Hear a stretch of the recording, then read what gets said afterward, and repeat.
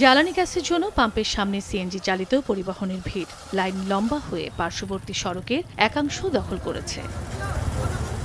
সুনামগঞ্জ জেলায় মোট ৩টি CNG refuelling and conversion station রয়েছে, যার মধ্যে ২টি জেলা শহরের মধ্যে এবং অপরটি ছাতক উপজেলায়। গত ১.৫ মাস ধরে বন্ধ Cynthia CNG refuelling and conversion station. এ কারণে চাপ পড়েছে অপর pump Balaka CNG refuelling and conversion স্টেশনের ওপর।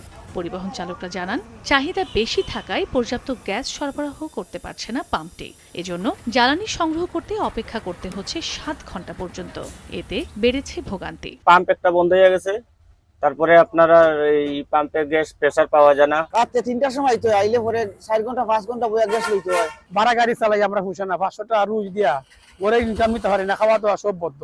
বন্ধ পাম্প কর্তৃপক্ষ জানায়, বিল বকেয়া থাকায় গ্যাস সরবরাহ বন্ধ করে দিয়েছে দায়িত্বে থাকা কোম্পানি। তবে নিয়মিত কিস্তিতে বকেয়া পরিশোধের উদ্যোগের কথা জানান সংশ্লিষ্ট কর্মকর্তা। ভবিষ্যতে তার কোনো বকেয়ার না জমে এবং না পড়ে, এটা আমার নির্দেশনা আছে এবং আমরা আশা করি চালু হওয়ার পরেই রানিং মিলের পাশাপাশি আমরা বকেয়াটা পরিশোধ করতে পারবো। এদিকে গ্যাস সরবরাহ আরও বাড়ানোর জন্য যথাযথ কর্তৃপক্ষের কাছে আবেদন করেছে Balaka CNG refuelling and conversion station কর্তৃপক্ষ।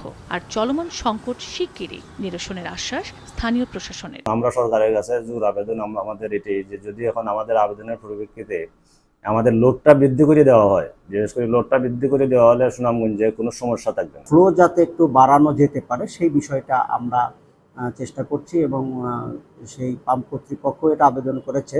পরিবহন মালিক সমিতির তথ্য মতে সুনামগঞ্জে সিএনজি চালিত অটোরিকশা, মাইক্রোবাস, লেগুনা ও মিনি বাসের সংখ্যা ১০,০০০-এর বেশি। সময় সংবাদ, সুনামগঞ্জ।